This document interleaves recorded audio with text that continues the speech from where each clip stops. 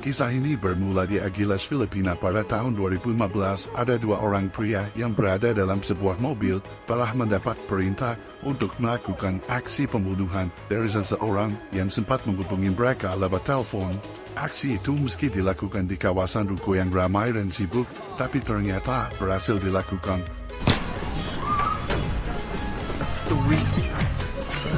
Dan kedua pelaku segera melarikan diri dari lokasi. Sementara itu agak jauh dari lokasi pembunuhan, Tamusik diantar oleh Yang Jungpal, tangan kanannya, ke sebuah hotel kasino bernama Bolton.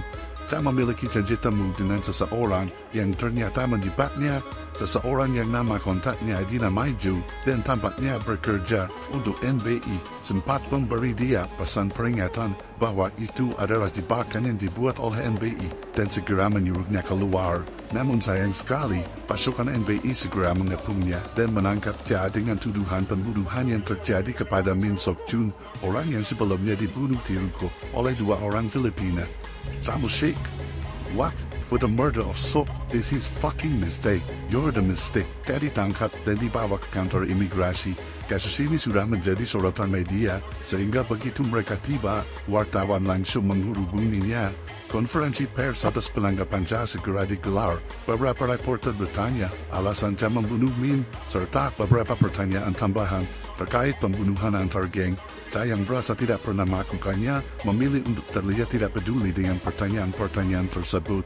Cha tahu, ini adalah resiko dari pekerjaannya dan bisnisnya, sesuatu yang telah dia bangun selama bertahun-tahun. Cha bukanlah seseorang yang hidup dengan nyaman dan penuh kekayaan. Ketika dia kecil, dia sangat menderita. Di tahun 1972, karena keluarganya sangat miskin, ibunya meninggalkan dia di panti asuhan dan sempat berjanji akan menjemputnya dalam sebulan. Tapi Cha tidak pernah diambil lagi. Selama di panti asuhan, Cha punya satu teman baik yang sangat dekat dan memang selalu bersamanya. Dia bernama Park Jong Yoon.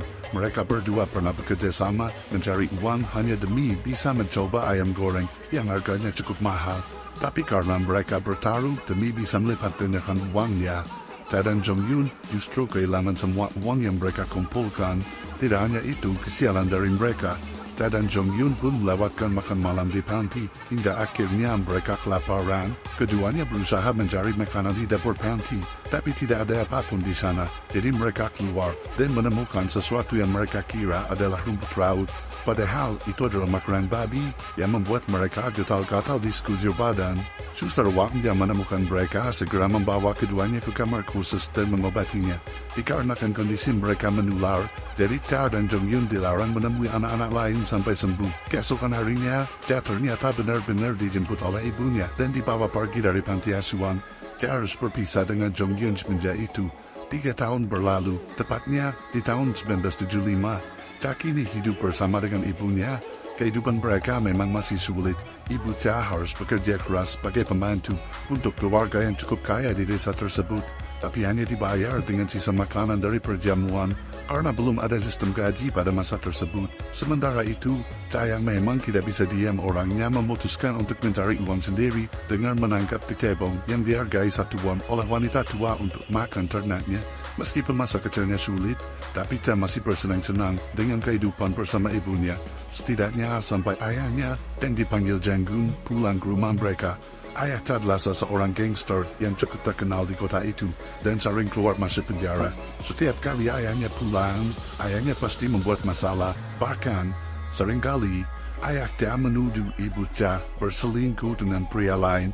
Suatu hari karena guru Cha meminta orang tuanya datang untuk membicarakan masalah perkembangan akademisnya, ayah Cha sendiri yang datang. Dia diberitahu bahwa meski sudah berada di kelas 4, Cha ternyata masih belum bisa membaca dan menulis. Cha harus mengejar ketertinggalannya dengan belajar di rumah. Meskipun ayah Cha tampak bermasalah, tapi dia ingin anaknya terdidik dengan baik. Jadi sepulang dari sekolah, dia membelikan Cha sebuah buku yang cukup tebal dan mengajarinya membaca dengan buku tersebut.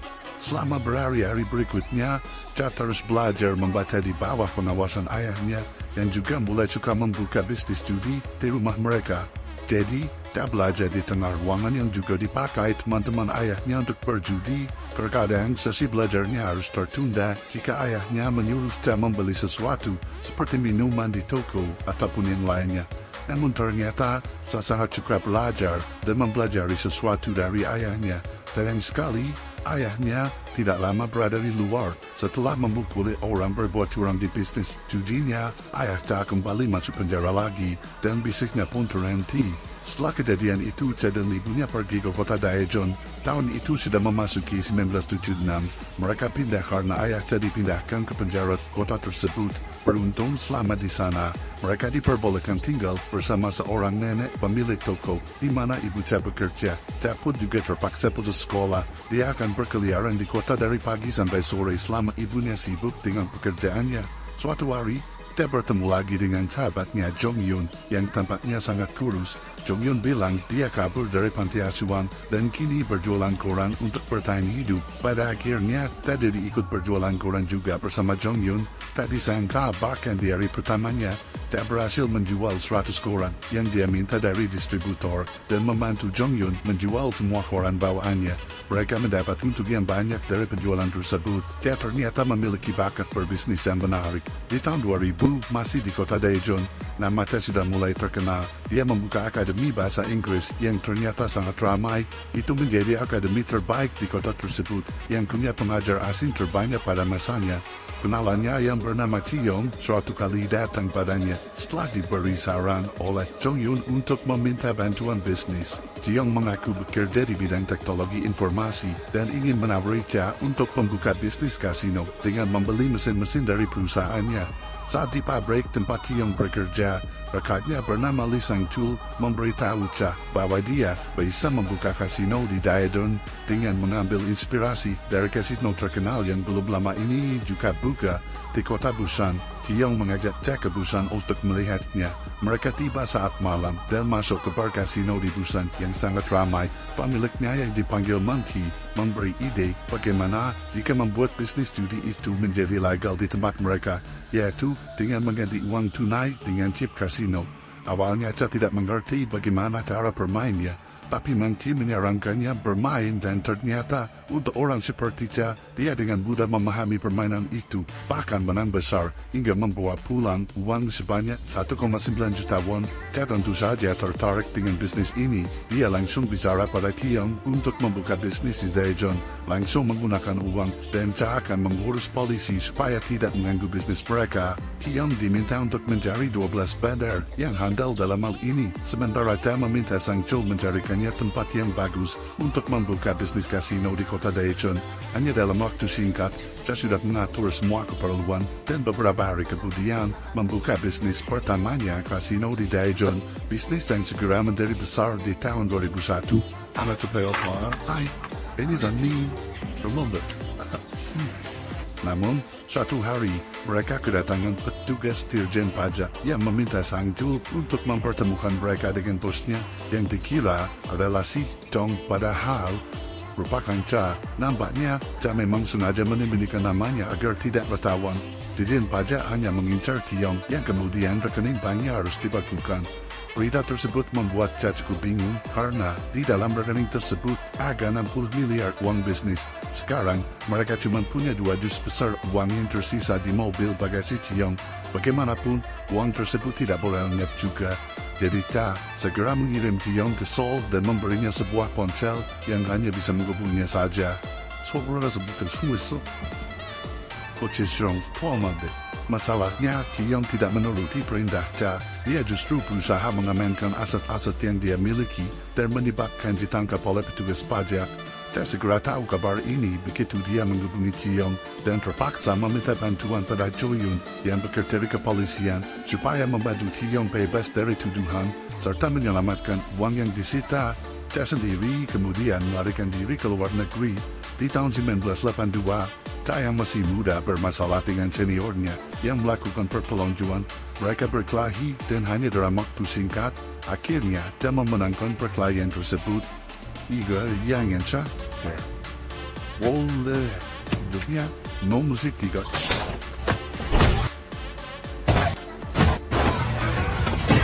Baiklah. Namun seniornya mengadu kepada pamannya yang langsung mendatangi ibu Cha sehingga Cha dipaksa untuk meminta maaf. Ketika Cha dipukuli, tiba-tiba ayahnya yang ternyata sudah bebas dari penjara datang.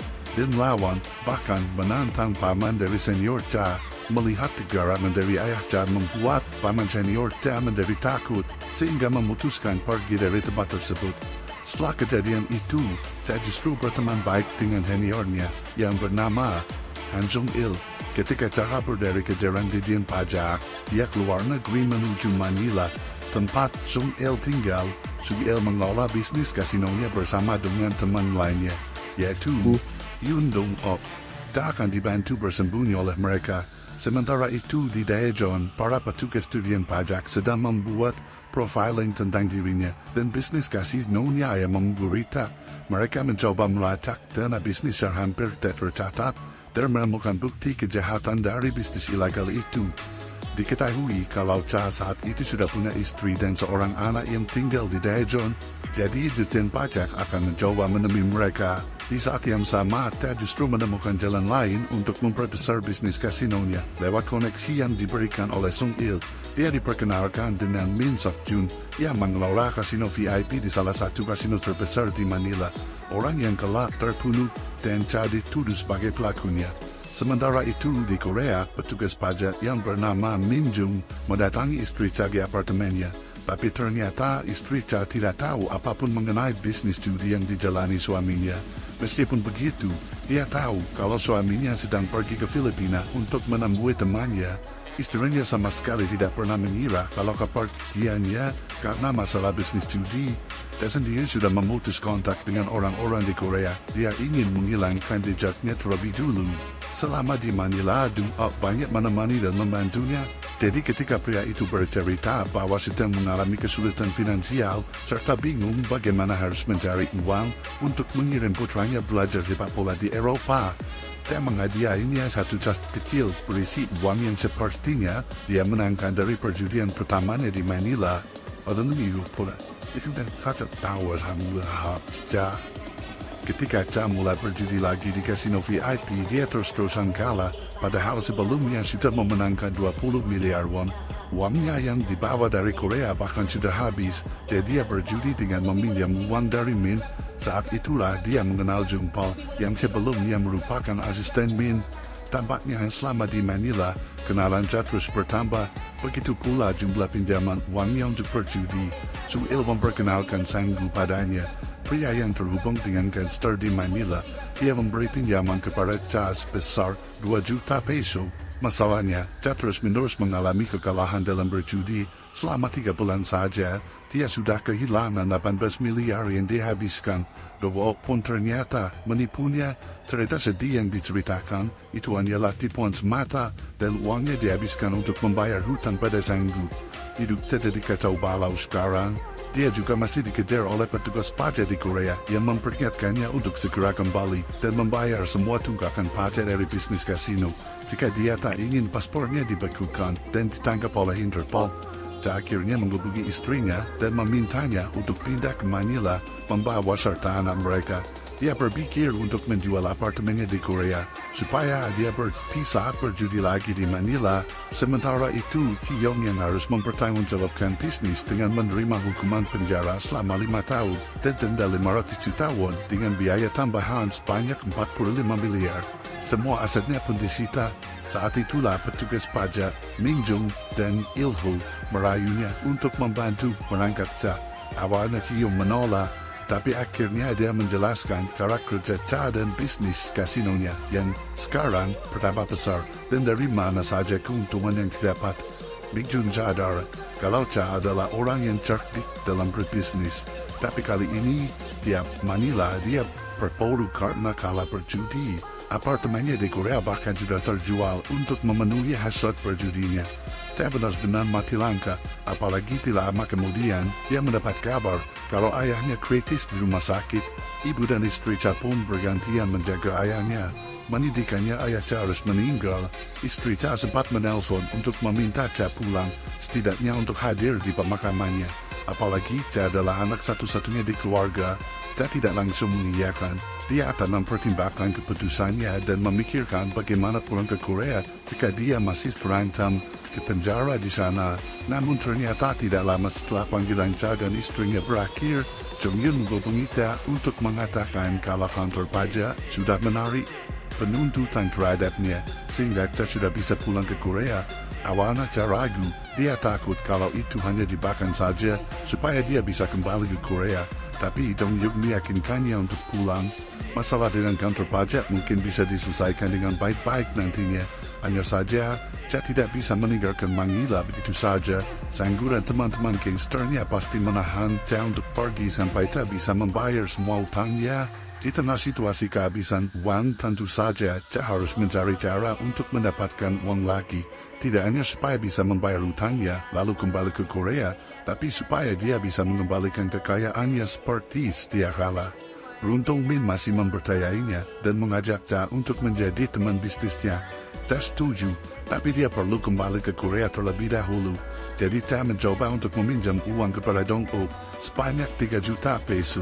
Tapi Dong Ok mengaku tidak punya uang lagi. Sampai akhirnya Tia mengetahui kalau dia berbohong mengenai cerita ingin mengirim anaknya untuk mengikuti sekolah sepak bola di luar negeri. Bagaimanapun akhirnya Tia berhasil pulang ke Korea. Jong Yun menyebutnya di bandara untuk memastikannya tetap aman. Sesampainya di Korea, Tia mendapat kabar kalau ayahnya telah meninggal. Di momen itu, dia tiba-tiba teringat masa remajanya saat bersekolah dulu. Tia hanya punya 2 teman akrab, Jong Yun dan Dong Ok, temannya di sekolah menengah. Mereka menjadi murid yang cukup bermasalah di sekolah. Tapi guru mereka bernama Sojin yakin kalau Tia ini sebenarnya ada potensi di masa depan. Suatu kali, dia meminta Tia untuk datang ke rumahnya dengan alasan butuh bantuan untuk menjaga anaknya. Tia tidak menolak dan berjanji akan datang. Masa-masa itu seharusnya hidup Tia menjadi lebih baik, tapi ternyata ayahnya telah kembali ke penjara, mulai kecanduan memakai narkoba lagi. Awalnya Tia tidak mengetahui hal ini, walaupun dia sering disuruh ayahnya membelikan obat-obatan yang dibutuhkannya. Di masa itu Tia merasa dia tidak bisa punya masa depan yang lebih baik lagi. Keluarganya miskin, ayahnya adalah tandu narkoba. Karena itu, dia berpikiran untuk merantau saja ke Arab Saudi, menjadi kuli di sana. Namun, Guru Show meyakinkannya untuk melanjutkan pendidikan ke bangku kuliah. Dengan itu, tak bisa memperbaiki kualitas hidupnya. Dengan kondisi kehidupannya seperti ini, tentu saja tak pernah berpikir untuk lanjut kuliah. Hanya saja, Guru Show meyakinkan lagi, kalau Tia punya bakat dan dia yakin suatu saat Tia akan menjadi seseorang yang sukses. Setelah menjaga anaknya, Guru Show memberikan uang sebanyak 100.000 won kepada Tia, yang dia tahu itu adalah setengah dari gaji gurunya. Kepercayaan dari Guru Show membuat Tia benar-benar tersentuh, dan dia mulai memikirkan keputusan untuk berkuliah. Dia pun mulai berani melawan ayahnya yang terus-terusan berusaha mengambil uang yang dikumpulkan ibunya selama ini. Barangkali perilaku ayahnya itulah yang membuat Tia tidak mau lagi bertemu dengan ayahnya. Sampai ayahnya meninggal dunia sekarang, di acara pemakaman ayahnya akan bertemu dengan pria yang menyebut dirinya sebagai kakak Tia dari ibu yang berbeda. Selama ini Tia tidak pernah diberitahu tentang masalahnya dan pada akhirnya tidak mau mengakui bahwa dirinya punya seorang saudara. Beberapa hari setelahnya, Tia pergi ke kantor pajak untuk meminta keringanan pembayaran dari petugas.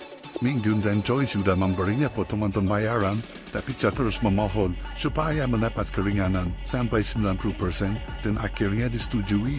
Setelah berhasil membayar denda pajak, Tia kembali ke Manila untuk berbisnis. Dia pun melunasi semua hutangnya pada Sanggu dan menetikannya teman bisnis dengan tawaran yang sangat bagus. Sanggu pun menaruh hormat pada Tia semenjak itu, bahkan memberitahu Tia supaya menjaga jarak pada Dong Ok yang hanya ingin memanfaatkannya. Meskipun Tia menerima fakta tersebut, tapi dia meminta supaya Sanggu tidak bicara hal yang buruk tentang Dong So. Kemudian Tia mengajak Dong Ok untuk bertemu supaya dia bisa bicara langsung kalau pertemanan mereka sudah berakhir. Jaki Bekure, Shinjimia Izekia, Belize, Sutari Dua, Tuwidi. Wah, setelah itu bisnis Tia dan Min mulai berjalan. Tia ditugaskan untuk menagih uang yang dipinjamkan oleh beberapa gangster di Korea. Tentu saja pekerjaan ini sangat beresiko, tapi Tia yakin dia bisa mengatasinya. Pekerjaan menagih utang menjadi hal yang mudah baginya. Dalam waktu singkat, hampir semua daftar tagihannya terselesaikan.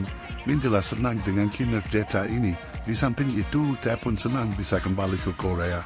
Sesekali dia mengunjungi ibunya yang kini hidup sendirian. Dia banyak mengingat perjuangan yang dilalui bersama ibunya setelah dia memutuskan mau berkuliah sesuai saran dari guru show. Akhirnya dia menyewa ruang belajar dan membeli buku dari uang yang diberi oleh guru show itu. Dia sangat bersemangat, nilai ujiannya pun meningkat sehingga dia mungkin bisa mendaftar ke universitas manapun yang dia mau.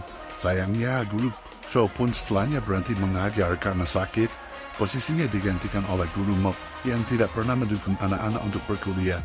Tapi, dia sangat gigih, dia terus menemui guru Mok untuk memberi rekomendasi ke universitas yang dia ingin masuki. Awalnya, dia ingin mendaftar di jurusan Bahasa dan Sastra Korea, tetapi guru Mok tidak mendukung dengan alasan dia harus realistis dengan nilainya sekarang. Dia tidak mungkin bisa di jurusan tersebut. Dia akhirnya diminta untuk masuk ke jurusan ilmu politik. Namun di luar dugaan, dia mendapatkan nilai yang sangat tinggi. Dosennya bahkan mempertanyakan keputusannya karena seharusnya dia bisa masuk jurusan yang lebih bergengsi dari ini. Pada akhirnya, dia yang merasa tidak suka dengan jurusannya memilih untuk banyak membolos kuliah dan memakai waktunya untuk bekerja. Suatu hari, masih di jam kerjanya, dia melihat demonstran yang dilakukan teman-teman universitasnya. Di antara barisan ada Sojin, teman perempuannya di kelas. Melihat gadis itu dipukuli polisi, dia berusaha menyelamatkannya.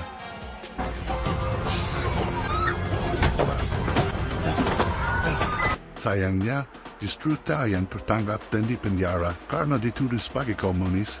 Teman-temannya berdemo untuk membebaskan Cha, tapi tidak berhasil dan Cha tetap mendekam di penjara. Ibu Cha terus-terusan menangis ketika dia menjenguk Cha. 3 bulan kemudian, Cha baru bebas dari penjara. Dia disambut oleh teman-temannya yang langsung menawarkan Cha menjabat sebagai pengawal Ketua Dewan Nasional Perwakilan Mahasiswa. Dia menyetujuinya, tapi sebenarnya dia tidak punya tujuan dan tidak berkeinginan menjadi aktivis. Untuk menghindari teman-temannya, dia berusaha mendaftar militer, tapi ditolak lantaran punya catatan kriminal. Dia pikir akan gagal, tapi seorang pria di depan gedung tes militer memperkenalkan diri sebagai Pak Kim dan menawari dia bergabung sebagai agen intelijen. Dia menjalani serangkaian tes dan terpilih menjadi 4 orang lainnya yang ternyata ditugaskan untuk menyusup ke Korea Utara dan disebut sebagai unit spionase. Begitulah sepertinya dia memiliki kemampuan berkelahi yang sangat unggul seperti sekarang.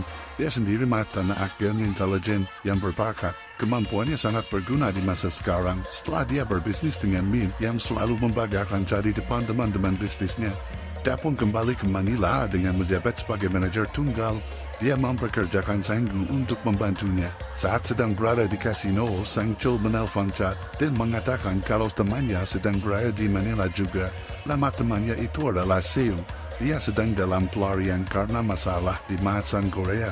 Cha tidak bisa banyak membantu selain memberinya sedikit uang untuk kebutuhan hidup selama berada di Manila. Dia pun menolak memberi pekerjaan pada Seung. Beberapa waktu kemudian, Jung Pa memberi kabar bahwa Min dipaksa meminjam uang kepada teman bisnisnya. Tuan Wu yang tidak lain adalah Ko Sung Il. Dia menemuinya secara langsung untuk memberi peringatan supaya Tuan Wu tidak meminjam uang lagi pada Min. Peringatannya berhasil. Tidak ada lagi orang yang berani menyentuh sepeser pun uang milik perusahaan tersebut. Sejalan dengan hal tersebut, dia pun mulai perlahan mencapai kesuksesannya. Di tahun 2010 masih di Manila, berkat bantuan Cha, keuntungan dan kekayaan Min bertambah. Hasilnya pun dirasakan oleh Cha juga. Cha, Sang Gu dan Jung Pa pun hidupnya sekarang jauh lebih baik. Mereka menjadi lebih kaya. Mereka akrab dengan semua tokoh politik besar di Filipina.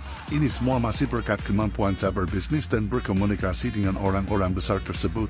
Dia bahkan mendekati kepala staf presiden dengan sering memberinya dana politik, bahkan memberi tawaran untuk mengadakan rapat di hotel yang sama dengan kasino.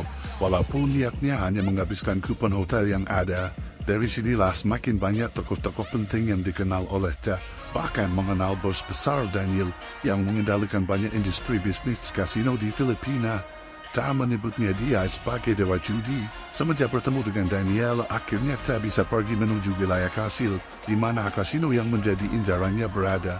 Tempat itu masih sangat sepi, padahal lokasinya sangat strategis menurut Cha. Pemiliknya bilang bahwa semenjak ada orang Tiongkok yang mendirikan kasino tidak jauh dari sana, pelanggan dan agennya banyak yang pergi.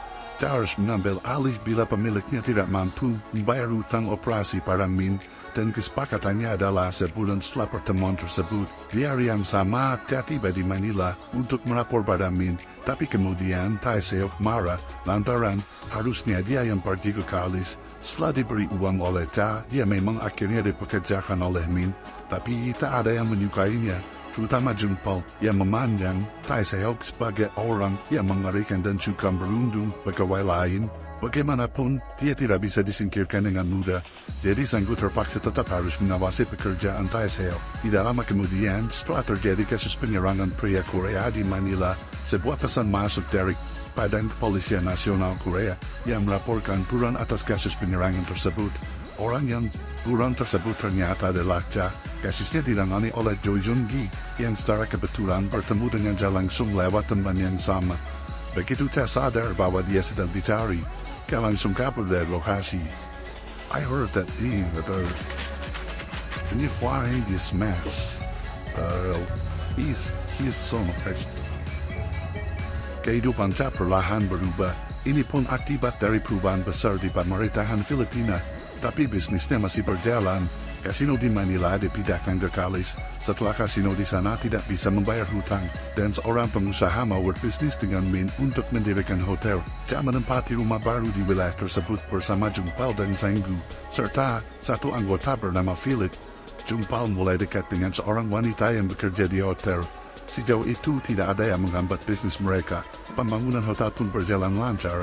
Kini Min mulai fokus untuk mengambil kasino di Hotel Balton, yang juga tidak kalah strategisnya untuk bisnis mereka. Di hari pembukaan Hotel Balton, akhirnya Cha datang untuk memaksa kenalannya membiarkan dia membeli kasino di hotel tersebut. Awalnya tawaran Cha sempat mendapat penolakan karena sudah ada beberapa perusahaan yang membelinya, tapi setelah sedikit memaksa, kasino Balton itu akhirnya berhasil direbutnya. Cha pun masih bisa bebas berkeliaran dalam bisnis ini, walaupun namanya telah masuk dalam daftar buron di Kedutaan Besar Korea yang ada di Filipina. Hanya saja tinggal menunggu waktu sampai Cha akan bertemu lagi dengan Yoon-gi, karena ternyata dia berteman baik dengan Jilgu yang akan mendirikan hotel di Kalis. Hari-hari terus berlalu, dengan Cha yang terus menjerat pemain-pemain baru di kasinonya, menggresek kening para pemain besar untuk masuk ke perangkapnya. Cha mendapat bantuan dari Profesor Na yang disebut juga dengan panggilan Lebah Madu. Dia merupakan teman lama yang menghabiskan banyak hartanya untuk bermain di kasino, dan kini untuk mendapatkan uang supaya bisa tetap bermain, dia bekerja sama dengan Cha membawa pemain-pemain baru. Biasanya adalah temannya sendiri yang sedang berlibur ke Filipina atau ingin menetap di negara ini. Untuk meyakinkan korban barunya supaya bermain di kasino, Cha juga akan melakukan serangkaian pendekatan untuk mengetahui bagaimana karakter targetnya akan mendapat celah supaya bisa membuat targetnya itu menghabiskan banyak uang di kasino. Ini merupakan modus operandi yang sudah biasa Cha lakukan. Dia selalu menyasar pebisnis besar seperti Sukwo, bahkan orang dengan kekayaan bersih mencapai triliunan seperti Ko Yong-hee menjadi pelanggan tetapnya. Terlepas dari keriuhan kasino, nampaknya situasi di Kedutaan Besar Korea sedang memanas karena akhir-akhir ini banyak warga negara Korea yang berkunjung ke Filipina mendapatkan serangan dari para gangster di Filipina. Kedutaan Besar Korea di Filipina dianggap gagal melindungi warga negaranya. Kini mereka harus bisa mencari orang yang bisa memberi perlindungan atau setidaknya membuat mereka bisa bekerja sama dengan kepolisian Filipina untuk menangkap para pelakunya. Di mana hal itu akan sulit, kecuali mereka punya seseorang dengan pengaruh di Filipina dan mau melindungi orang-orang Korea yang datang. Beberapa bulan tidak berlalu, tanpa jalan keluar, tidak ada solusi yang menjanjikan. Pekerjaan Kedutaan Besar Korea sepertinya macet di titik yang sama. Sedangkan kasino yang dikelola Cha keuntungannya membesar seiring waktu. Korban-korbannya selalu kembali karena kecanduan, entah kecanduan berjudi atau kecanduan dengan cara Cha memperlakukan mereka seperti raja. Nyatanya kedua hal tersebut memang sama-sama menyenangkan bagi mereka. Namun dapat diketahui oleh Cha, intrik mulai timbul di dalam timnya. Ini karena cinta segitiga yang terjadi melibatkan Jung Pal. Jadi setelah meminta Sojung, perempuan yang awalnya ingin dipacari Jung Paul untuk bekerja di Hotel Kalis, ternyata Sojung kemudian lebih menyukai Philip dan berkencan dengannya tanpa diketahui Jung Paul. Hubungan mereka hanya diketahui oleh Yong Hee yang memang sering dikawal oleh Philip selama berada di area hotel. Sayangnya, mau ditutup serapat apapun, pada akhirnya suatu malam Jung Paul mengetahuinya juga, dan hal itu membuatnya menjadi kecewa. Di malam yang sama, Inspektur Sang Hun tiba di Filipina untuk membantu Kedutaan Besar Korea menangani kasus-kasus yang terjadi menimpa warga Korea di Filipina. Yoon Hee menjemputnya di Bandara Kalis, dan keesokan harinya membawanya ke kantor kedutaan untuk mengobrol sebentar dengan atasan Yoon Hee. Hal yang mengejutkan mereka adalah ternyata Sang Hun tidak memiliki pengalaman bekerja di lapangan, karena selama di Korea hanya berada di kantor. Tapi Sang Hun sudah 2 kali mendapat penghargaan polisi terbaik. Bagaimanapun, kelihatannya tiada pilihan lain saat itu. Hanya Sang Hun yang tersedia ketika Kedutaan Besar Korea diizinkan oleh pemerintah Filipina untuk membantu penyelidikan kasus yang menyelibatkan warga Korea. Sang Hun akan ditempatkan di Agilas, wilayah yang dekat dengan Kasino Kalis. Dalam perjalanan ke lokasi kerjanya, Yoon Hee yang mengantarkan menjelaskan bahwa wilayah kerja Sang Hun itu dipenuhi oleh gangster Korea yang sedang memperebutkan wilayah bisnis mereka. Jadi, jika tidak ingin terjadi hal yang sangat buruk seperti dikeroyok oleh para gangster, Sang Hun harus menjaga kerahasiaan identitasnya. Dia tidak boleh ketahuan kalau dia adalah polisi dari Korea yang sedang menyamar. Sementara itu, di kasino Jung Paul ternyata masih bersikap baik dengan Sojung dan mencoba membantunya menjadi agen kasino di sana. Dalam beberapa hari berikutnya, Hun sudah mulai bekerja dengan kepolisian Filipina. Dia dibantu oleh polisi bernama Mark untuk beradaptasi dengan pola kerja di Filipina, sekaligus dengan cuaca yang sangat panas di sana. Di tempat lain, Kyung Yong, salah satu teman bisnis dan bawahan Chan, mendapat masalah ketika dia diketahui telah menipu kliennya yang mentransfer uang untuk investasi. Mereka ingin uangnya dikembalikan, tapi Kyung Yong marah besar dan mengancam akan membuat mereka menderita. Sementara itu, Chan mendapat panggilan dari John yang mengajaknya bertemu dengan mafia Tiongkok yang mengelola rumah judi tidak jauh dari Kalis. John bekerja untuk Daniel selama ini, yang ditugaskan untuk menyingkirkan orang-orang yang tidak patuh terhadap aturan dari Daniel, bos besar kasino di Filipina. Kedatangan Chan hanya untuk menjadi saksi bahwa John melakukan tugasnya dan untuk mengelabui target. Kalau mereka datang hanya untuk bermain, setelah dia pamit lebih dulu, John mulai melakukan aksinya dengan membunuh bos mafia Tiongkok. Sorry, bullshit.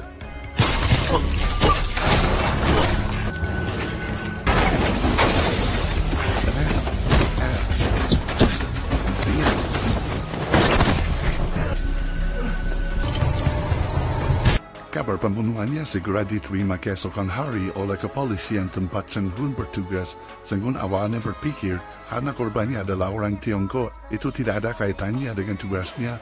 Dia pun sudah mendapat perintah baru untuk menyelidiki Yong Hee yang dicurigai bermain judi ilegal di Filipina, dan Sang Hun harus mengambil rekaman CCTV-nya sebagai bukti.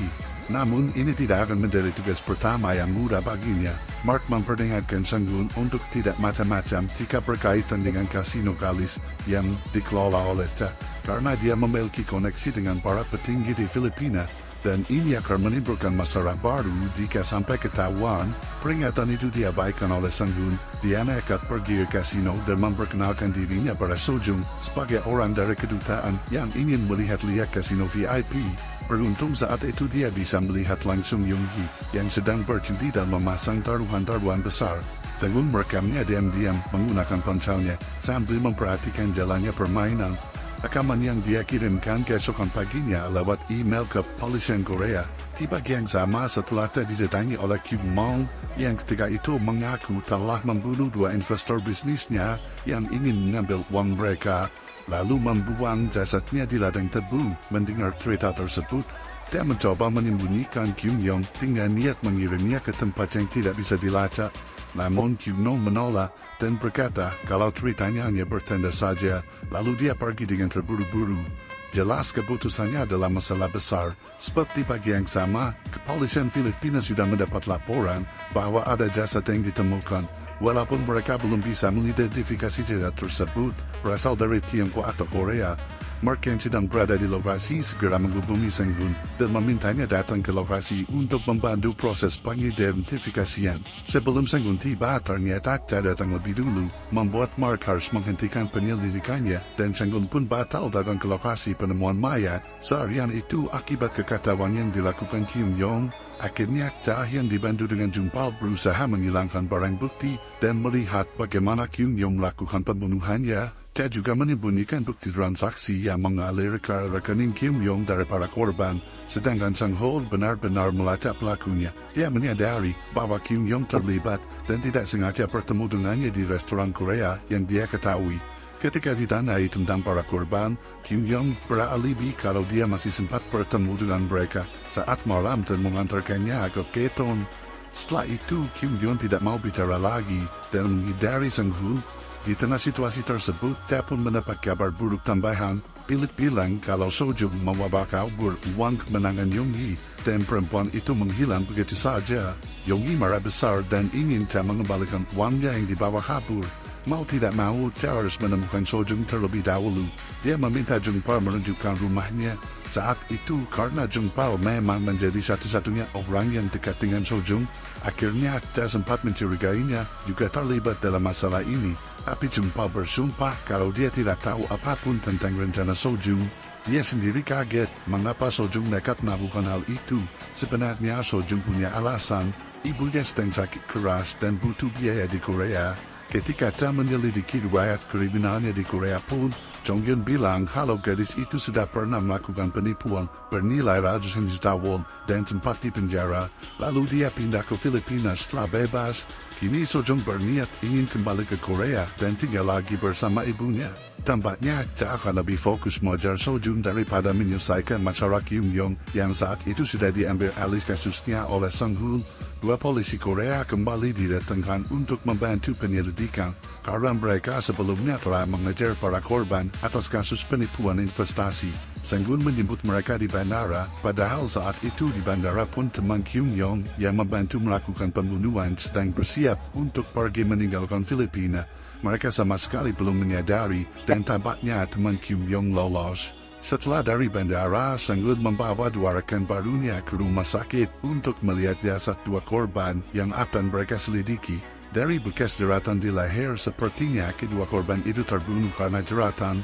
Mark yang mendampingi mereka akhirnya bercerita pada Sang Hun bahwa saat di lokasi penemuan mayat, Cha sempat datang melihat ke lokasi dan seperti sudah mengetahui bahwa terjadi pembunuhan. Dia curiga kalau Cha mungkin tahu siapa pelakunya dan mungkin berusaha melindunginya. Akhirnya, Sang Hun dan dua temannya menemui Cha untuk menanyai tindakannya tersebut. Ketika pembicaraan itu dibuka, salah satu teman Sang Hun terdengar sangat sombong dan membuat Cha jadi marah hingga tidak mau membantu. Perlu waktu memujuk Cha supaya ikut dalam penyelidikan, tapi kemudian dia memberitahu tempat tinggal Kyung Yong, bukti-bukti yang sudah dikumpulkan Jung-pal dan memberitahu alamat tempat tinggal korban selama berada di Filipina. Jung-pal sempat bertanya-tanya mengapa Cha melakukan hal tersebut, tapi Cha justru berkata bahwa itu salah satu caranya melindungi Kyung Yong. Setelah urusannya dengan para polisi Korea beres, Cha pergi ke apartemen Philip untuk memastikan kalau dia memiliki hubungan dengan Sojung. Kecurigaannya benar, tidak hanya menemukan foto mereka berdua, paspor Sojung pun berada di dalam lemarinya. Setelah mendapat kabar bahwa Sojung berusaha menukar uang di money changer, Cha yang dihubungi oleh pekerjanya menyuruh dia mengulur waktu untuk menahan Sojung. Cha menghubungi Philip saat itu menyuruhnya menangkap Sojung dan membawanya ke kasino. Philip benar-benar cemas. Dia meminta supaya Sojung mengembalikan saja uangnya dan meminta maaf pada Cha, tapi Sojung menolak. Perempuan itu bersikeras membawa seluruh uangnya ke Korea, walaupun nyawanya sendiri yang akan menjadi taruhan.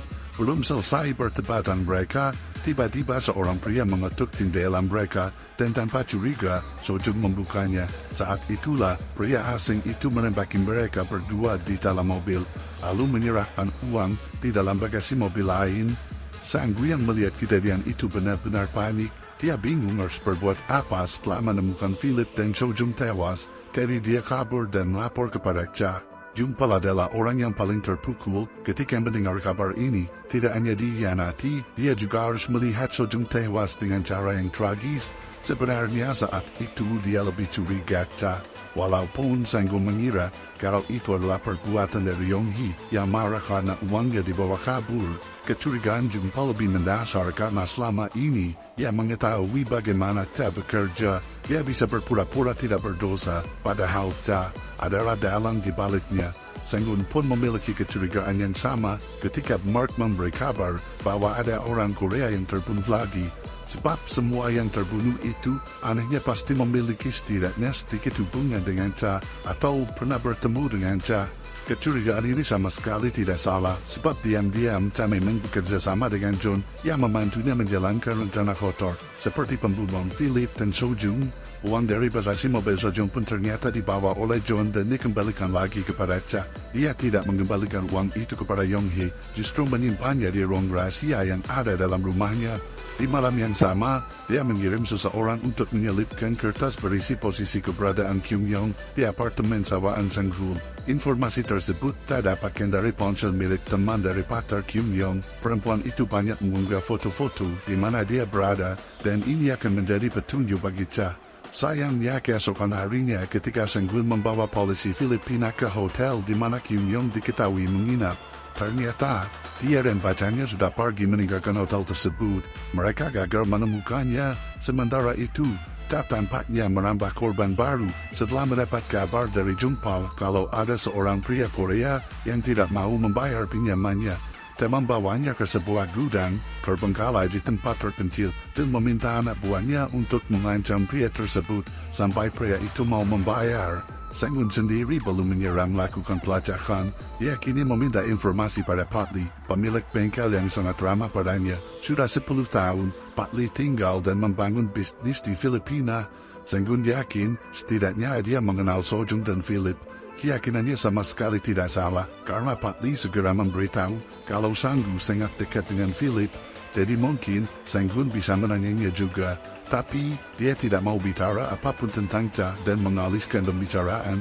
Beberapa hari berselang, hotel baru yang didirikan oleh Kil Gul resmi dibuka. Pada acara resmiannya, tentu saja Ta datang. Di sana dia tidak hanya bertemu dengan Yogi lagi, tapi juga Taesok, teman Sang-chul, yang kini tampil netis dan sangat menunjukkan ketidaksukaannya pada Ta. Bahkan hanya dalam sehari, Ta mengetahui kalau Taesok berkelahi dengan Jungpal.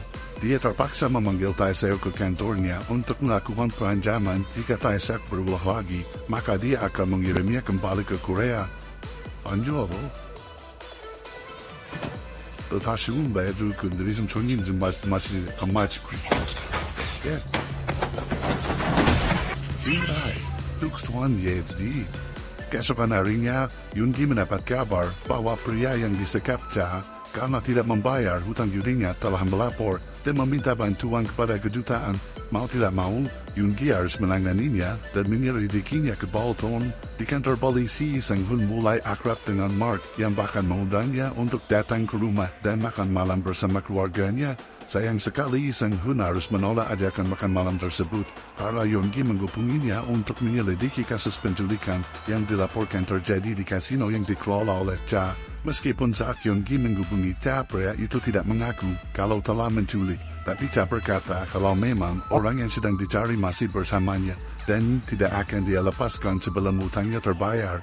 Ta kembali ke gudang, mengatakan bahwa seseorang telah melapor ke kedutaan dan kini Tak dalam masalah. Tapi pria yang berhutang itu berkata kalau dia tidak pernah melaporkan apapun dan pasti itu perbuatan ayahnya yang sempat dia hubungi untuk dimintai uang. Setelah menyelesaikan kesalahpahaman dengan ayahnya dan tentu saja membayar hutangnya, pria itu pun dibebaskan oleh Ta.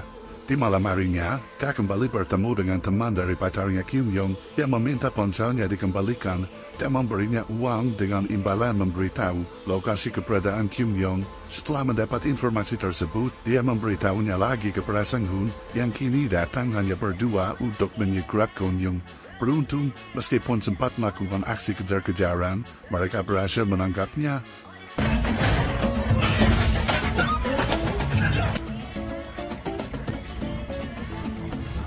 Wah.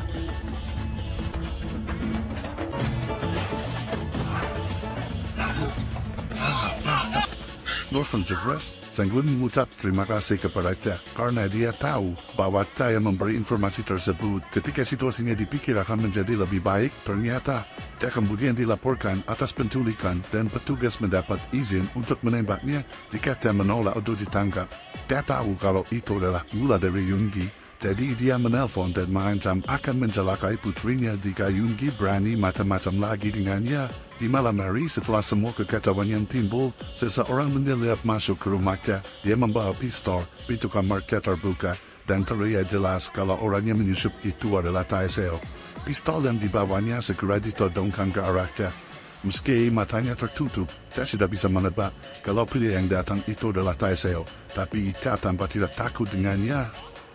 Cha yakin kalau Tae Seok tidak akan berani membunuhnya, jadi meskipun dalam todongan pistol, Cha berdiri mendekati Tae Seok, dan dalam satu kesempatan berhasil merebut pistolnya, serta menyerang Tae Seok hingga pria itu tersudut.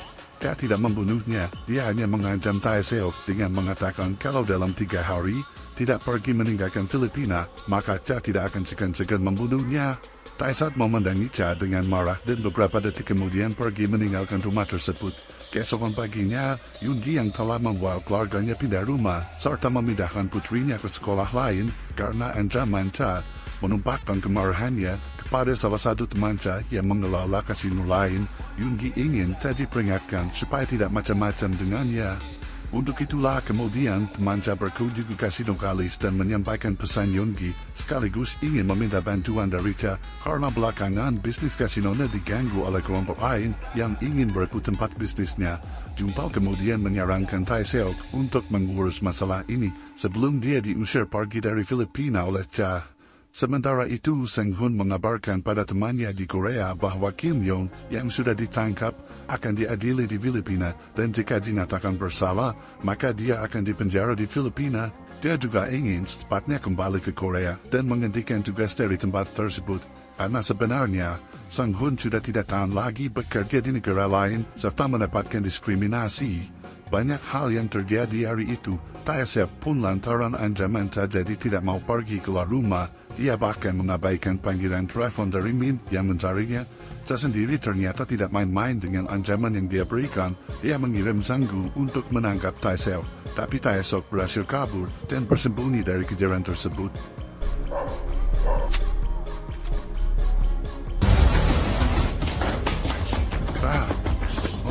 Di hari selanjutnya, secara mengejutkan, Cha meminta maaf pada Yoongi, tapi kemudian dia menyinggung tentang keluarganya lagi dan membuat Yoongi marah, sampai Pak Lee serta Sang Hun harus membawanya keluar dari tempat pertemuan.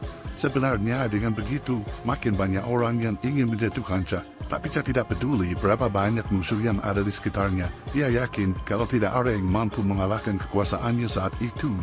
Namun tanpa sepengetahuannya, Tae Seok ternyata diterima oleh temannya yang mengelola kasino di hotel lama. Dia dipekerjakan untuk mengusir preman-preman Tiongkok, karena mereka biasanya hanya mengaco di kasino. Saat itulah Tae Seok mulai sering bertemu dengan Jong Hee yang masih kesal dengan Cha karena uangnya menghilang. Tae Seok terus menghasut Jong Hee supaya berpikir kalau Cha yang melakukannya. Meskipun bagi Jong Hee mungkin saja Cha memang mengambil uangnya, tapi mereka tidak punya bukti dan untuk menyingkirkannya tidak bisa sembarangan menuduh seperti itu. Jong Hee meminta Tae Seok mencari buktinya dan jika memang Cha yang mengambil uangnya, maka Jong Hee akan menyewa pembunuh bayaran untuk menyingkirkan Cha. Mencari bukti bukanlah hal yang mudah, apalagi Tae Seok tidak mungkin menemui Cha lagi karena nyawanya sedang terancam. Menariknya, Tae Seok justru berbuat gegabah dengan mencari Cha lagi, walaupun Sang-gu dan Jungpal sudah memperingatkannya untuk tidak pergi. Beberapa menit kemudian, bahkan sebelum Tae Seok berhasil menemui Cha, dia sudah berkelahi dengan orang-orang Tiongkok.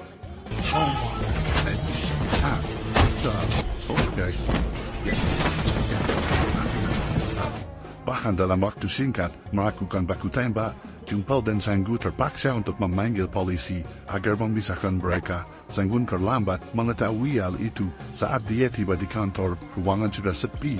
Meskipun kemudian Sang-hun menyusul, tapi situasi sudah diamankan oleh Mark dan timnya. Tae Seok dan orang-orang Tiongkok itu sudah ditangkap. Senggun ikut dengan Mark untuk membawa Taeseo ke kantor, tapi di tengah perjalanan, ternyata Kapten Kepolisian menghubungi Mark dan menyuruhnya membawa Taeseo ke tempat Rongso, di mana Tada teman-temannya sudah menunggu untuk mendapatkan Taeseo kembali. Senggun marah ketika Mark menyerahkan Taeseo begitu saja. Dia juga menolak suap yang diberikan Cha dan memastikan kalau Cha akan dipenjara. Hari itu Senggun tidak bisa apa-apa untuk melawan Cha, jadi dia terpaksa meninggalkan Taeseo walaupun tidak tahu nasibnya setelah ditinggalkan. Kemungkinan terburuknya Taeseo terbunuh oleh Cha hari itu. Senggun sendiri kemudian berdebat dengan Mark, lalu berpisah di tengah jalan. Di tempat yang sama dan waktu yang sama, Cha menyuruh anak buahnya merendam Taeseo dengan air keras. Sehari setelahnya, seorang pria dari Busan menghubungi Tuan Wu untuk meminta bantuan menyingkirkan Cha. Dia mengirimkan beberapa anak buahnya ke Filipina dan meminta Wu supaya mempertemukannya dengan target mereka. Hubungan Wu dan Cha tidak begitu buruk, meskipun di masa lalu sempat saling mengancam karena masalah bisnis Min. Dari mudah bagi Wu untuk menghubungi Cha dan memancingnya untuk bertemu. Ta datang sendiri malam itu ke tempat diminta oleh Wu, sementara Jung Pao menangani Senggun yang datang ke kasino tentunya untuk mengurai informasi tentang mereka yang tewas dan terhubung dengan Cha. Obrolan yang dibuat oleh Senggun membuat Jung Pao kesal. Bagaimanapun, pembicaraan tentang Philip dan Cho Jung masih selalu melukai perasaannya, mengetahui mereka berdua mengkhianatinya. Jung Pao meninggalkan Senggun, membuat Senggun menjadi salah paham dengan mengira kalau Jung Pao dan Senggun bekerja sama diam-diam. Senggun berusaha memberitahunya lewat pesan, tapi ternyata ponsel Cha sudah dipegang oleh orang-orang yang dikirim untuk menghabisinya. Jung Pao tidak tahu kalau Cha sedang dikeroyok oleh orang-orang kiriman dari Busan yang ternyata diperintah oleh Yong Hee. Ketika Cha hampir saja kehilangan kakinya, tiba-tiba Taeseo datang dan meminta supaya Cha diserahkan kepadanya saja. Dia berhasil meyakinkan orang-orang suruhan itu dengan berkata kalau mereka tidak akan bisa keluar dari Filipina hidup-hidup jika berani bermacam-macam dengan Cha. Setelah Cha diserahkan kepada Taeseo yang ternyata dibebaskan oleh Cha dan hanya diancam supaya kembali ke Korea, tanpa belas kasihan, Taeseo menenggelamkan Cha ke danau dengan posisi terikat di bagasi mobilnya sendiri. Setelah itu, Taeseo kembali ke rumahnya dan menelpon Chang Su. Ternyata selama ini terjadi kesalahpahaman. Sang Tul dulu pernah bercerita kalau salah satu pemilik kasino melakukan pemberasan padanya, tapi Taeseo mengira kalau yang memberas Sang Tul adalah Cha. Padahal yang melakukannya bukanlah dia, melainkan Siong yang sempat dipenjara. Justru Cha tidak pernah memberas siapapun. Menjelang tengah malam, sampai disadari oleh Taeseo yang ketika itu sedang mabuk, salah satu anggota gangster Tiongkok masuk membuka pintu apartemennya dan memasukkan sekarung ular kobra ke dalam, lalu menutupnya kembali. Ternyata Cha selamat, dibantu oleh orang itu. Beberapa jam setelahnya ketika Taeseo terbangun, beberapa ekor ular mulai menyerangnya. Dia pasti dengan tepat meninggal karena terkena bisa dari ular-ular tersebut. Cha kembali ke rumahnya di mana Jung Pao dan Sanggu sudah menunggu dengan cemas, namun tidak banyak yang Cha katakan. Dia hanya memberitahu kalau Taeseo sudah dikirim ke Korea. Sementara itu, murid anak buah yang dikirim oleh Yong Hee kemudian diurus oleh Cha sendiri. Dia meminta mereka kembali ke Korea. Beberapa hari setelahnya, Sanggu dan Mark mendapat penghargaan dari kepolisian Filipina karena berhasil bekerja sama dengan baik. Sedangkan di tempat lain, Cha sedang berkumpul di rumah Daniel untuk merayakan ulang tahun cucunya dan mendapat tawaran bisnis yang sangat besar, tapi ditolak oleh Cha karena beberapa saingannya kelihatannya tak suka. Cha hanya tidak ingin menambah masalah baru lagi, sehingga menyarankan Daniel untuk memberikannya kepada John saja. Di hari yang sama, Min ditemui oleh Tailgu dan Yonggi di kantor konsultannya karena membicarakan saham dan uang yang diberikan Tailgu untuk membangun hotel. Mereka berdebat mempermasalahkan uang yang diberikan Tailgu, tapi tidak diakui oleh Min sebagai bagian dari saham. Kondisinya sangat memanas di sana, begitu pula hubungan antara Sanggu dan Cha. Setelah Sanggu menemukan kalau Cha terhubung dengan John yang dia curigai telah membunuh Philip, kini makin banyak orang yang ingin menjatuhkan Cha. Bahkan karena kesal pun, Tailgu dan Jonggi ingin membunuh Cha. Pada akhirnya, Tailgu benar-benar mengirimkan uang kepada salah satu kenalannya yang menawarkan jasa pembunuh profesional. Dia ingin Min terbunuh. Ternyata pembunuh profesionalnya pun berkaitan dengan wali kota Manila yang bisa mengatur pembunuhannya menjadi serapi mungkin. Sementara Jungpal, dia ingin berbisnis dengan orang-orang Tiongkok, tapi tak melarangnya karena khawatir Jungpal akan ditipu. Namun, Jungpal justru merasa dirinya tidak pernah berguna dan menjadi sangat putus asa. Dia menghabiskan seluruh waktunya dan uangnya untuk berjudi di kasino sebagai upaya untuk menghibur dirinya yang tetap saja gagal dilakukan. Taeyang melihatnya begitu meminta Sang-gu supaya mengirim Jungpal kembali pulang ke Korea saja. Keesokan harinya, Sang-gun memulai penyelidikan kematian Philip dan Sojung dengan pergi ke titik pembunuhan. Dia menanyai pria yang bekerja di tempat penukaran uang, tapi sayangnya tidak mendapat informasi lain karena pria itu menghindarinya. Bahkan, Sang-gun dilaporkan kepada Cha. Bertepatan dengan laporan itu, dia baru mengetahui kalau Yong-hit lari penjara di Korea karena laporan Sang-gun sebelumnya. Di bandara, Jungpal benar-benar dikirim pulang ke Korea setelah uangnya habis dipakai untuk berjudi. Sebenarnya Jungpal sangat sedih, tapi dia tidak punya pilihan lain, apalagi setelah ditipu oleh orang-orang Tiongkok yang sebelumnya dia bicarakan dengan Cha. Sang-gun sendiri akhirnya mendapat rekaman CCTV dari tempat penukaran uang setelah mendapat bantuan dari Mark yang datang ke sana dengan membawa unit polisinya dan surat penggeledahan. Beberapa waktu setelah Jungpal menjalani kehidupannya di Korea lagi, dengan membantu ibunya mengelola restoran, dia tidak suka dengan kegiatannya tersebut dan merindukan pekerjaan lamanya ketika di Filipina. Tapi kembali ke Filipina pun tidak mudah karena dia berhutang dengan orang-orang Tiongkok di sana yang telah menipunya dengan iming-iming bisnis. Tak sempat menghubunginya, menanyakan kondisinya di Korea, dan bertanya apakah Jungpal mau kembali lagi ke Filipina. Tapi di situ Jungpal menangis, sehingga Cha yang tidak tega mematikan teleponnya. Cha menemui kelompok Tiongkok yang juga pernah menyelamatkannya dan meminta keringanan untuk hutang-hutangnya Jungpal. Tapi ternyata ini malah memperumit keadaan karena bos mereka tidak suka, sehingga muncul niat untuk menyingkirkan Cha juga. Sang-gun pun telah menyelidiki rekaman CCTV dan menemukan kalau beberapa menit sebelum kejadian pembunuhan, ternyata penjaga penukaran uang sempat menghubungi Cha. Dia ingin memastikannya pada Sang-gu yang memang berada di lokasi kejadian saat penembakan, tapi Sang-gu tidak mau bicara, walaupun sebenarnya dia penasaran dengan pelaku yang membunuh Philip, orang yang sudah dianggap sebagai adiknya sendiri. Setidaknya penyelidikan Sang-gun makin terang dan jelas untuk menemukan pelaku. Cha sendiri masih belum sadar kalau kejahatannya mulai terbongkar. Dia sibuk mengurusi masalah Jungpal dan kelompok Tiongkok yang pada akhirnya mereka menyepakati supaya Jungpal mencicil hutangnya tanpa bunga. Jungpal pun akhirnya diizinkan kembali ke Filipina lagi.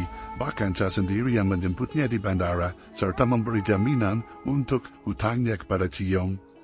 Belakangan setelah mendapat bukti-bukti yang mengarah kepada Cha, tampaknya Sang-gun mulai menemui jalan buntu dan berbicara kepada Mark karena dia yakin Cha dibantu oleh orang yang sangat berkuasa di Filipina.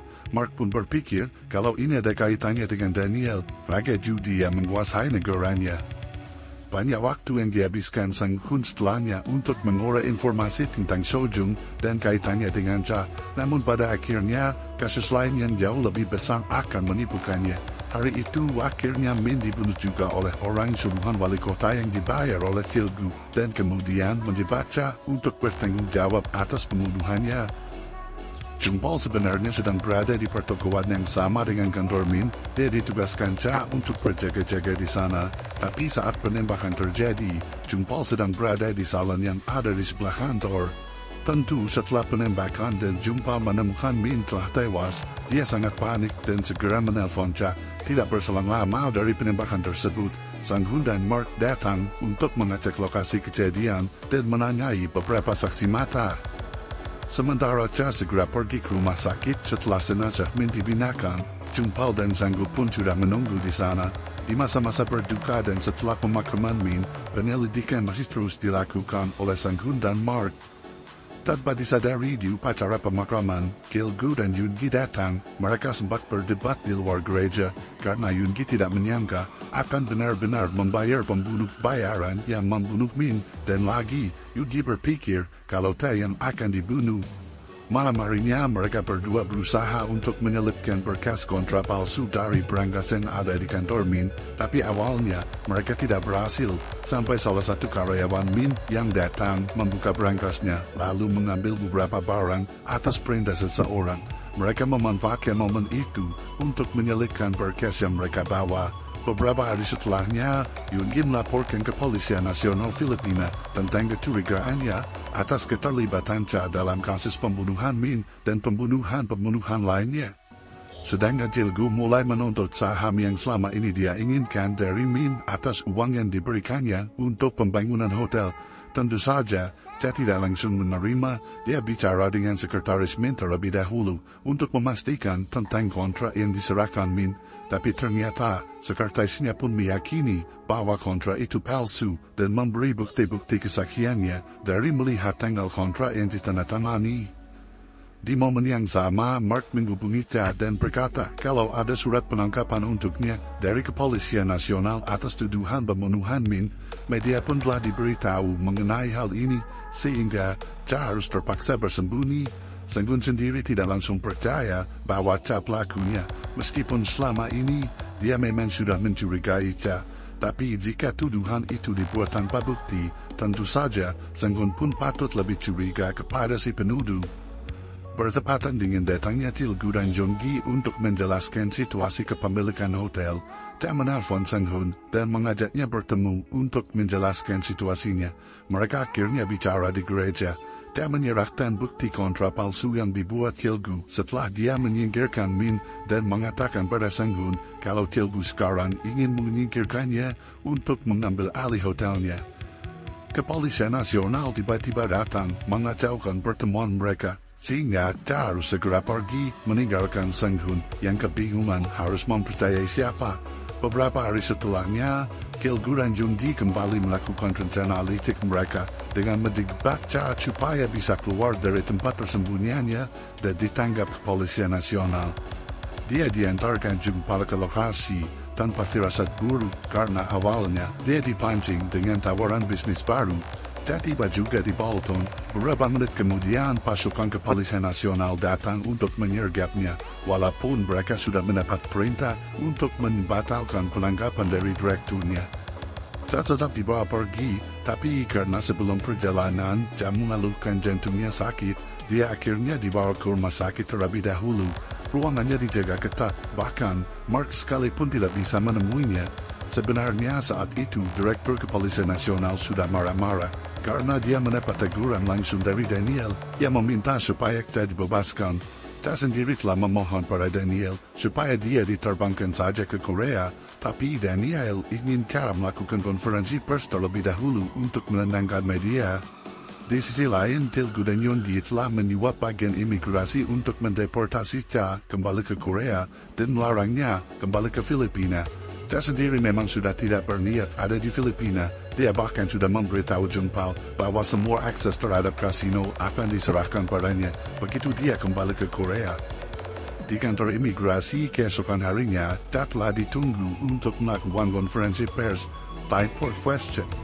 Something happened between you. There's also an allegation law.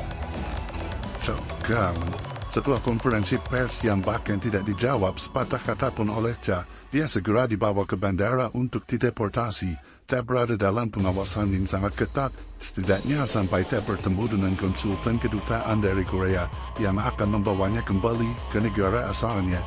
Cha telah melakukan banyak hal supaya dia tetap nyaman dalam perjalanan ke Korea. Dia bahkan berhasil membuat petugas yang membawanya untuk melepas borgolnya selama dalam perjalanan di pesawat. Dia tiba di Korea dengan Jong Yoon yang menjemputnya di bandara. Mereka sempat mampir ke restoran sebelum Cha dibawa ke penjara. Begitu tiba di Korea, dia memang akan langsung di penjara untuk mempertanggungjawabkan kesalahannya. Meskipun begitu, di dalam penjara, Cha sangat dihormati oleh para narapidana lain, sementara di Filipina Sang-gun diberitahu oleh Mark kalau pelaku pembunuhan Min telah dipalsukan dan digantikan oleh orang lain.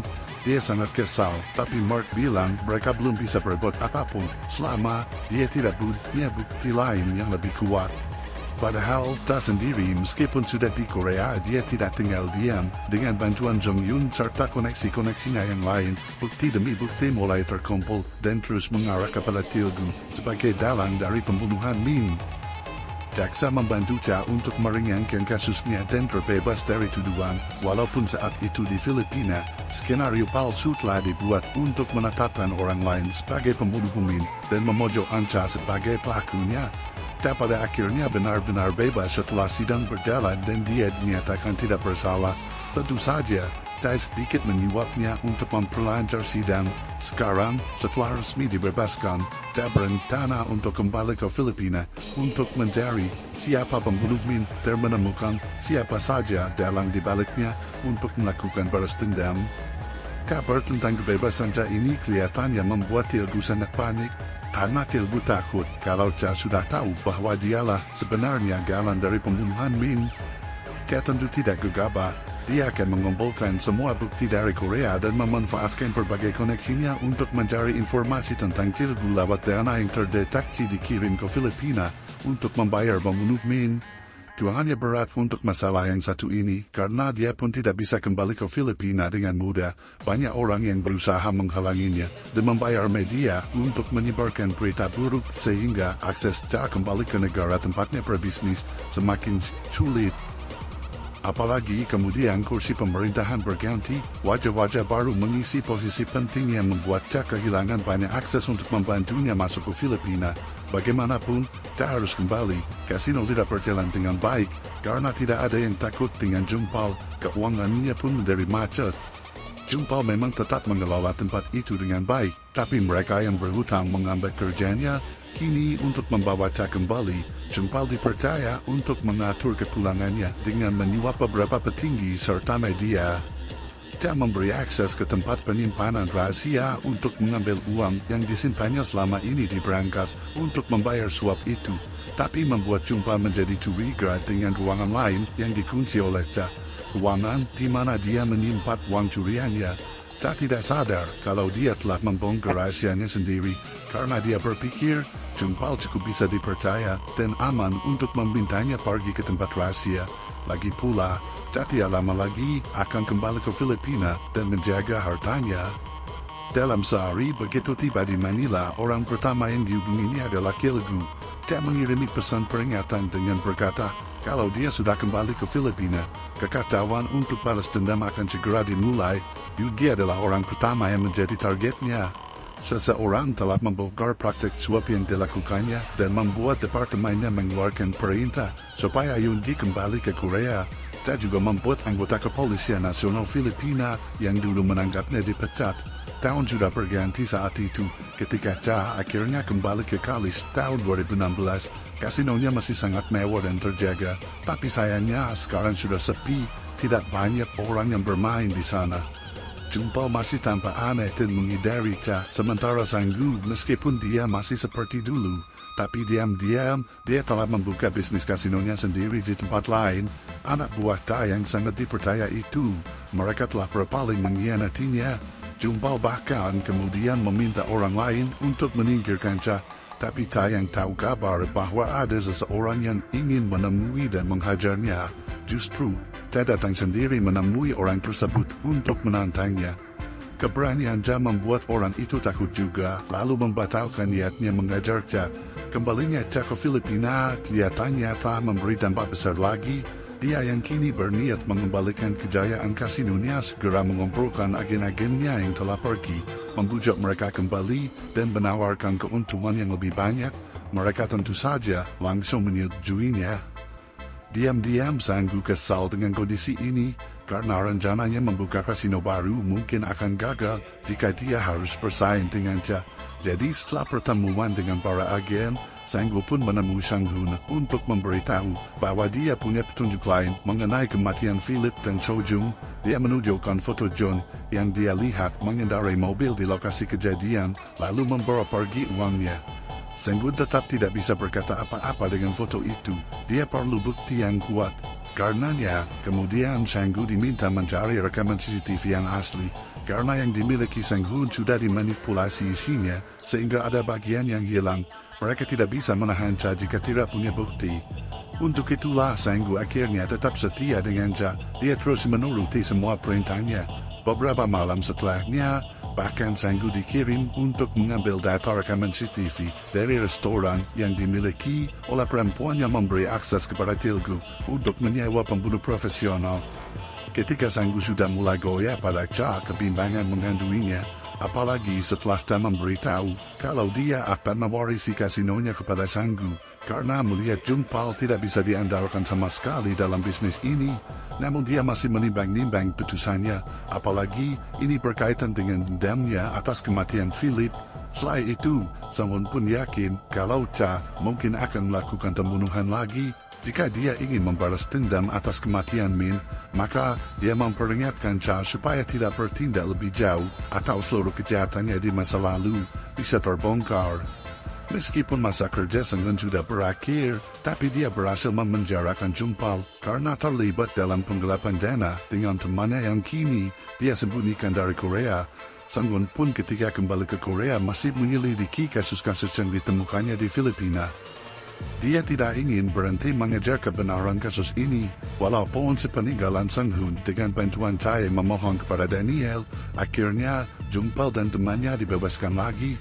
Ja juga sudah memberitahu Daniel kalau pembunuh Min sudah diketahui, tapi dia belum bisa mengungkapkannya karena ada beberapa resiko yang dipikirkan, apalagi beberapa pelakunya merupakan petinggi di Manila.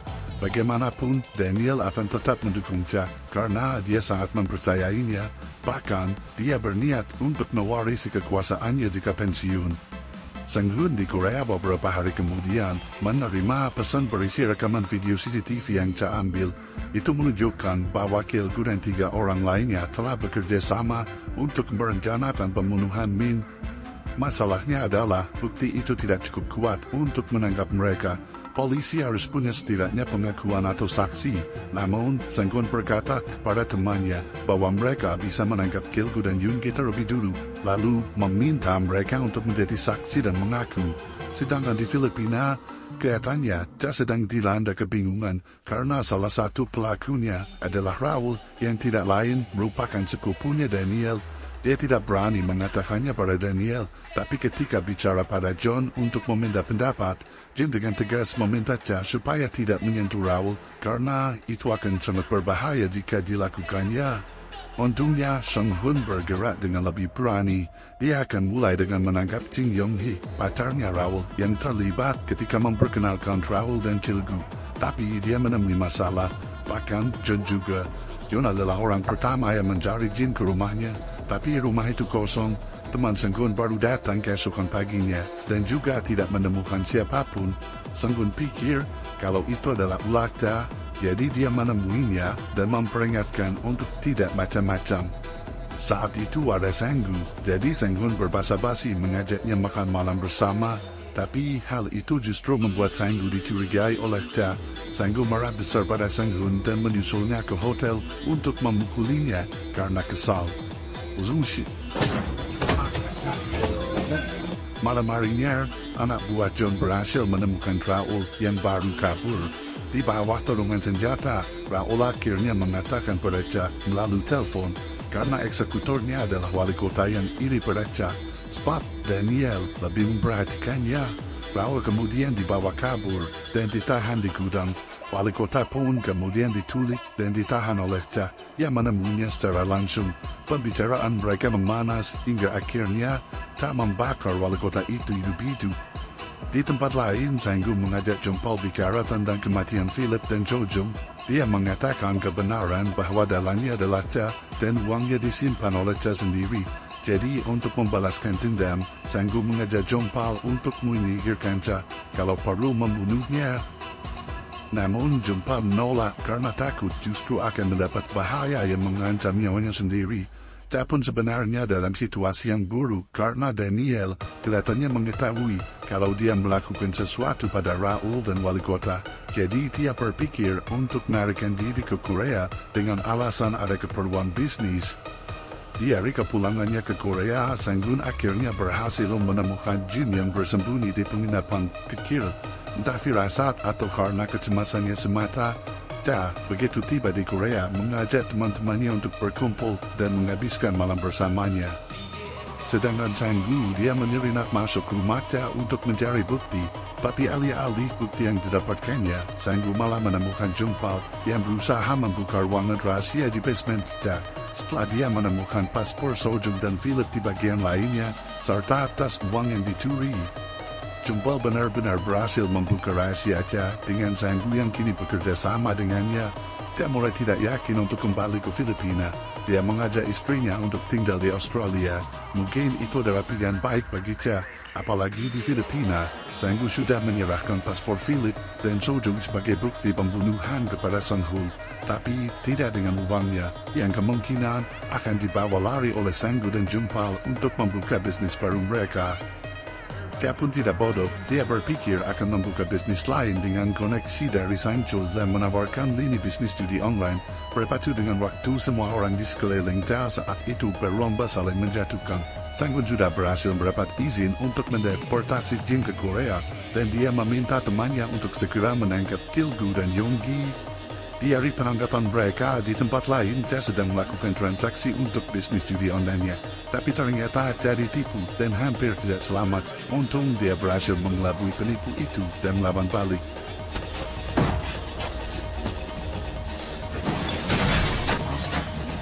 Bisa kilo.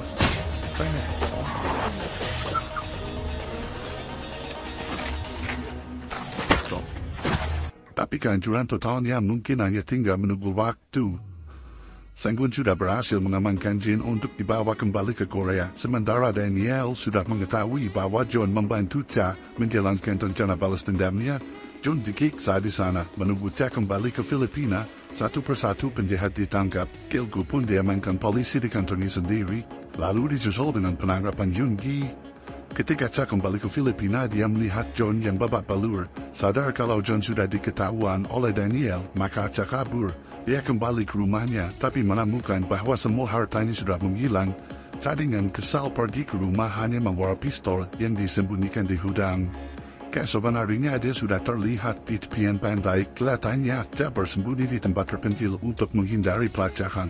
Namun tidak berselang lama, Jang Junchi pebisnis judi online kembali menghubungi Cha lagi, menawarkannya bekerja sebagai pengelola uangnya dan membangun kasino untuknya. Cha tampak mempertimbangkannya sampai beberapa menit kemudian dia menghubungi Jung-pal, memintanya mengambil uang di kasino sebanyak 30 juta peso dan datang ke tempat persembunyiannya. Jung-pal setuju, walaupun sebenarnya dia khawatir karena mungkin Cha sudah tahu kalau dia dan Sang-gu yang mengambil uangnya. Jung-pal pergi bersama Sang-gu setelah memberitahu Sang-hun bahwa mereka akan pergi ke tempat Cha bersembunyi. Sialnya, Sang-hu diikuti oleh John yang memang memburu Cha untuk dibunuh.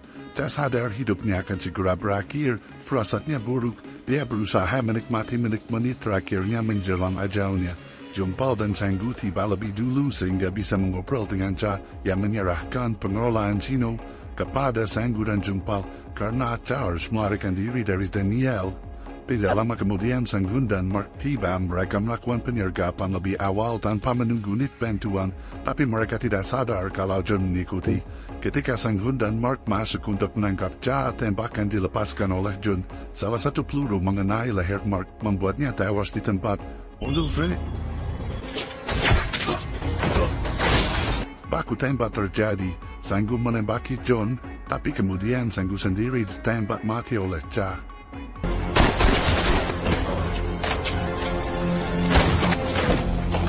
Di ruangan itu hanya Cha, Jung-pal dan Sang-hun yang tersisa. Cha hampir membunuh Jung-pal juga, tapi dia membatalkan niatnya dan mengajaknya pergi. Tidak disangka begitu naik ke mobil, ternyata Jung-pal menimpa pistol pemberian Sang-gu dan menembak Cha hingga tewas di tempat.